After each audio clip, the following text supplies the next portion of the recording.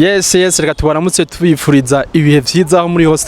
tubaramutse tubifuriza gutera imbere mu kazi kanyu ka misi yose hane kuri Quiz Online TV ni televiziyo ibaha ikizere ku bintu musanzwe mukora kwiteza imbere mu mwuga musanzwe mukora mu mpano Imana yabahaye musanzwe mukora turagerageza kubayagisha tukabateza imbere no twatembereye turi mu ntara ya Gitega aho twavuga ati twaje muri lancement officiel y'imigambi ya Miss NGOMA yatowe mu kwezi kwa 12 ni Miss NGOMA 2020 aho yavushize ku mugaragaro imigambi agiye gukorera abanyagitega rikatubaho umwanya musije gukurikirana ibibazo aba journalist bagiye bamubaza n'ibibazo bamwe bagiye bamubaza ku migambi yashoboye gushikiriza ukaba tagira subscribe uzokwame ubona ibiganiro byacu misi yose murahawe kaze muri lancement officiel ya projet ya fetade ikaba irongowe mu Miss NGOMA Miss Gitega 2020 hama imbere yaho tugomba tubanze kandi dushimire abajournaliste bashoboye gushika ngaha en general mwakoze cyane hama reka duhe ikaze uwaserukiye mustanteri wa commune Gitega arahawe ikaze ndabaramukije amahoro y'Imana benshi iyo bagiye kugira lancement officiel baba bafise uburyo bwo kuba bakoze bonne action ahantu ariko natwe twayikoze kuko twabanje kugira inyigisho twabanje gushikiriza uwo mugambi tuwushikiriza abende b'igihugu abapfasoni ico no kwita population cible twari dukeneye kandi turabashimiye cyane kuba bari hano ni kubgani umugambi fetade wariwo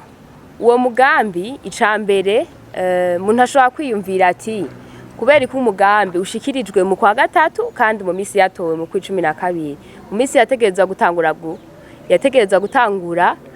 gukora ibikorwa mu kwa mbere n'imiburi buri yatevye rero hagiye haba ibintu ingorane zitandukanye ivyo musanzwe muzi mwese ariko ivyo ntivyigeze biduca intege twebwe abigeme batowe mu ntara ya Gitega sijeje nyene ndi kumwe n'abadofine igituma deuxième dauphine na Miss Populaire badahari nuko bafatiriwe n'ibindi bikorwa kandi tubibutsa yuko Miss Populaire hari muri Miss Burundi muzo mushigikire hanyuma rero muri uyu mugambi rero twavuze ati kugira ngo tugire aho dushitse umuntu umwe umutwe umwe ntiwigira inama kandi tubiri tuvurana ubufu tireka rero dushire hamwe umugambi wacu kugira ngo ugire uburemere kandi duteze imbere abantu benshi hanyuma rero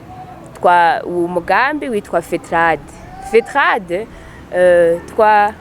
n'umugambi wo guteza imbere umwigeme n'umupfasoni mu majambo yose fetade witwa femme traditionnelle développée ni umupfasoni w'umunyakaranga kandi aciye ubwenge kandi ateye imbere muri uwo mugambi rero twafatiye kubigeme n'abapfasoni bafise ingorane zitandukanye ivyo novuga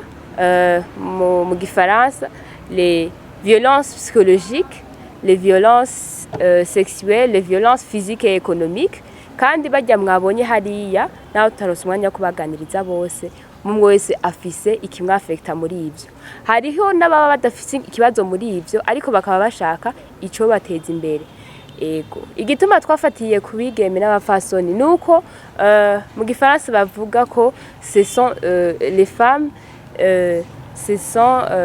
le cœur d'Afrique donc n'abantu bashoboye gushikana iterambere bashoboye kuzana iterambere cyane gose nabigishije ukuntu bashobora guteza imbere donc bakamenya bakabona yuko ikirezi bambaye cera bakamenya ukuntu bashobora kukibungabunga ukuntu uwo mugambi meze rero izoba ari centre canke nka atelier aho tuzokorera ibikorwa bitandukanye rero muri iyo centre tuzokora igikorwa ca mbere tuzokoreramwo tuzobigisha amaformation tuzobigisha amaformation yo gukunda igihugu amaformation yo kumenya ivyakaranga tuzobigisha n'amaformation y'ico no kwita leadership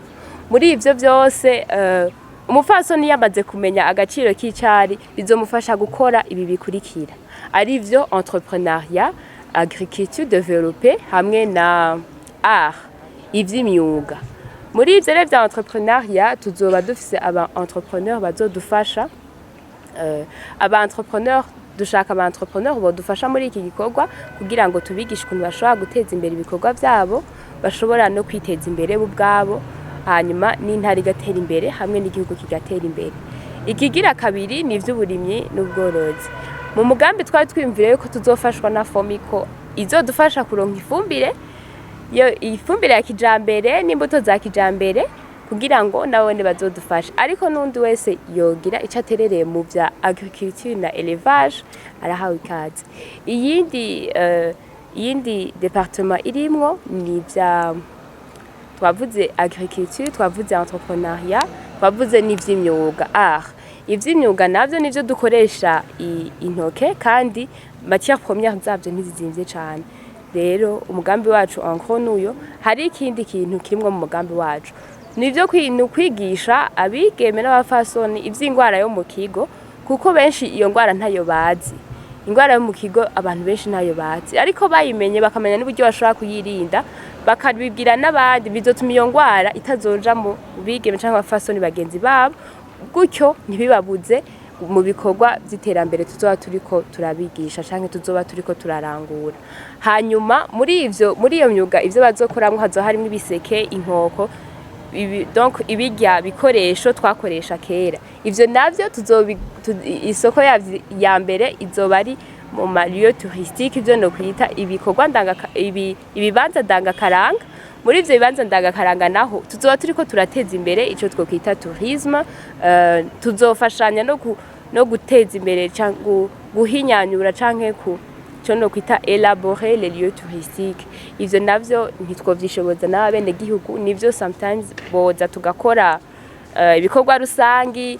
Naberetse akarorero ka hafi aho turi, nababwiye no kuri place ko twohateza imbere, twoza turagenda tukahakorera hakaguma hasa neza, hakaguma hafise irya shusho, ariko harakenewe no kubakwa kijambere. Ivyo navyo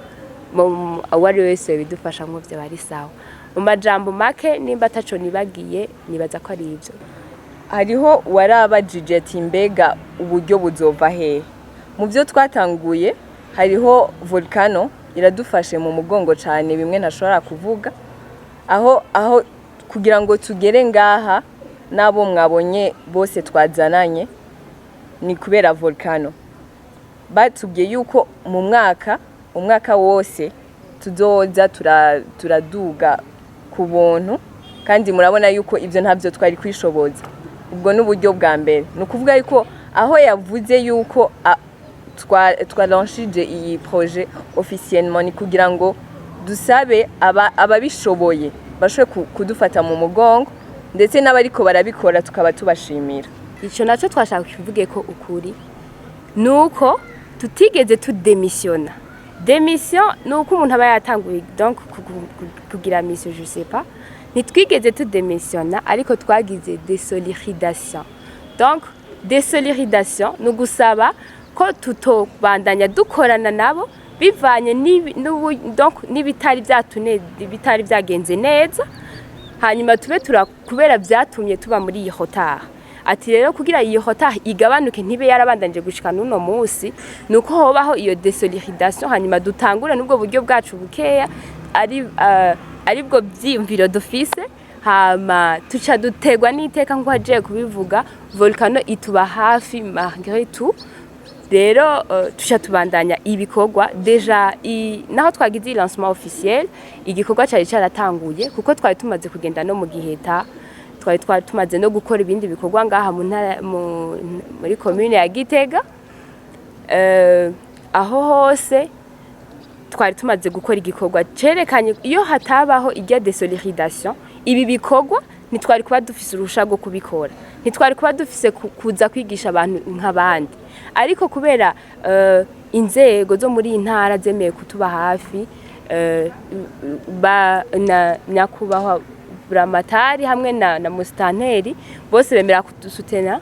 nico catumye biduha ingufu zo kubandanya dukora igikorwa. Twirengagiza ibindi vyose turabandanya, ariko ikintu gikuru bomenya nuko tutagize démission, ariko twagize désolidarisation. Ego mubaje ikibazo ciza, naho turi en retard ntibisigura yuko tutokora. Mu Gifaransa bavuga ngo vaut mieux tard que jamais. Ubu rero turatanguye gukora. Iyi retard nibaza kwitotubuza gukora, ahubwo dushaka kuyihatrapa, dushaka kuraba yuko twoshikira ku bikorwa twari gutegerezwa gukora. Umuco twigishije yuko ingufu zacu niryo terambere ryacu, siko none nabo kandi inguvu babitahuye yuko inguvu zacu nibyo terambere ryacu raba aho tugejeje dukora twebwe turabishima kuko niki gikorwa ntitwari tuzi ko cokorwa ta buryo bwinshi dufise rero twizera yuko nubwo buryo buzoboneka ariko avant yuko bunaboneka inguvu zacu nibwo buryo bwacu buruta ibindi bintu byose turashobora gukora tugashika ku iterambere ryiza twifuza ku nguvu zacu kandi nivyo bikorwa navyo donc n'ama sponsor nayo arakenewe kandi twizera yuko hari turavyizera ego ndamwunganiye mu bisanzwe ino si tugezemwo ubu ikeneye creativity nukuvuga ngo ntituraba cyane ku buryo donc aho twese abantu bose ushaka kuja kuvuga ngo urumva nicaye muhira kubera ko nabuze umutahe wo gutangura projet kanaka oya nimba twabasavye abo bantu baza kudufasha kutwigisha canke kwigisha mu bivanye n'ivyo n'amaprojet yacu aho ndavuga nka agriculture canke entrepreneurship nuvuga ngo bazotwigisha natwe dushe mu buryo ivyo batwigishije ni kwa gukora kwacu iyo mitahe ni amaboko yacu niyo creativity ndiko ndavuga kugira ngo dutangure dukore naho ariko aravugaho ko twatanguye gukora mu buryo buke dufise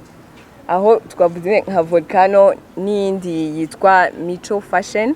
iradufasha cyane nayo nyene turayishimiye cyane iri igitega ku bantu batayizi rero muri ivyo byose ni naho tugomba dutera kamo ko ababishoboye bo dufasha mugabo batanadufashije twebwe turabandanya murakoze cyane nimba atakindi kibazo musigaranye hariho abantu ngomba gushimira bivuye ku mutima kuva iri higanwa rihera donc higanwa rigihera gushika no munsi ndashimiye cyane vyimva mutima nyakubahwa buramatari w'intara ya Gitega hamwe n'ibiro vyiwe nyakubahwa musitanteri w'intara ya Gitega hamwe n'ibiro vyiwe n'uwundi wese mu ntara ya Gitega yagize icyo adufasha turamushimiye turashimiye cyane vyimva mutima Volcano Express kuko novuga ko ari bo bavyeyi dufise kuri no munsi mama dufasha ibikorwa ikintu cyose activité yose twama dukora twavuye ku mashuri Bujumbura aho twigira nibo badufashije kuri ico cya transport turashimiye cyane vyimva mutima Mico Fashion Collection kuko yamatuba hafi